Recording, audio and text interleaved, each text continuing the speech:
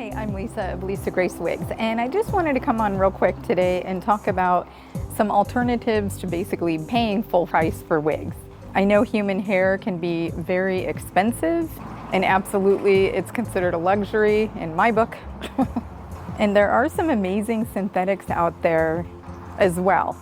In the beginning, basically what helped me obtain my first wig was buying used. I've actually bought from Facebook groups, eBay, Sulker Lace, which is a resale website. Also from time to time on my own website, I do list my own gently used wigs. I've even had people contact me from time to time and just see if I have anything available. I guess really just what I wanted to say is that this can be such an expensive journey, and it's so difficult to figure out what you like, what the best color for you is. Even cap size can take a little bit of trial and error.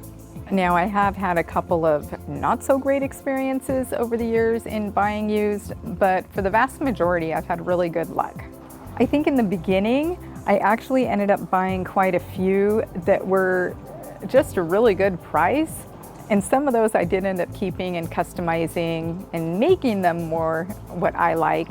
But I found that that was one way that I was really spending a lot and losing a lot. When I was new to the wig world, I don't think I really fully understood how much that you do end up losing when you resell wigs.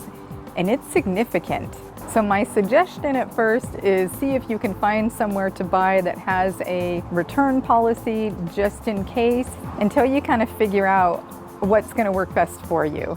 Now, my suggestion as far as customizing wigs in general, I think it's worth it when you love everything else about the wig. Like you love the front lace or the fit of the cap, but maybe the color is just not perfect, or you want it cut or thinned or more layers, you know, you name it, you can pretty much do it.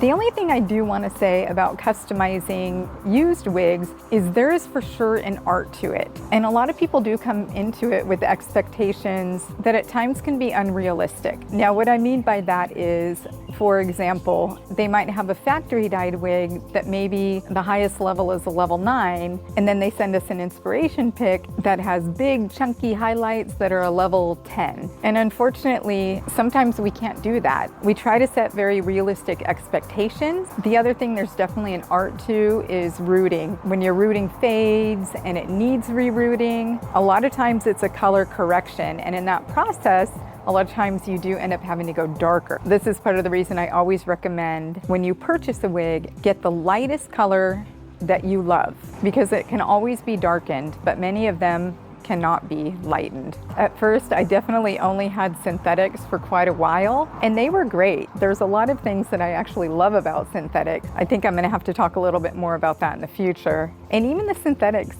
that I had, a lot of them ended up needing customization, like being thinned or whatnot. So that's just a couple of my tidbits. I know it can be just so hard to obtain a human hair wig. I do, of course, feel blessed to have what I do have personally. There are Facebook groups that if you cannot afford a human hair wig, they were created to take wigs, fix them, and then gift them to people who maybe can't otherwise afford a wig. I actually have a couple set aside to ship in, and I just have not gotten around to shipping it, which I need to do soon.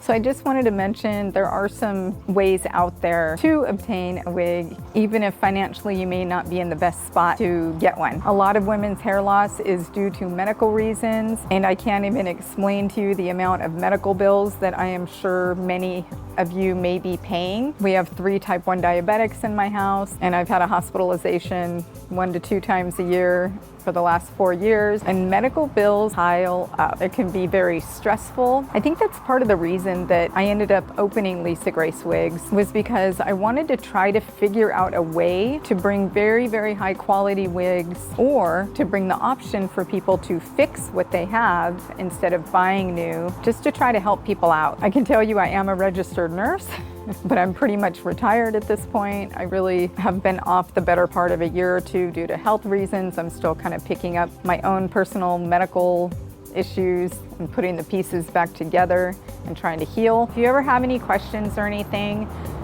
feel free to reach out, message. I love to chat all things wigs, and of course love meeting new people.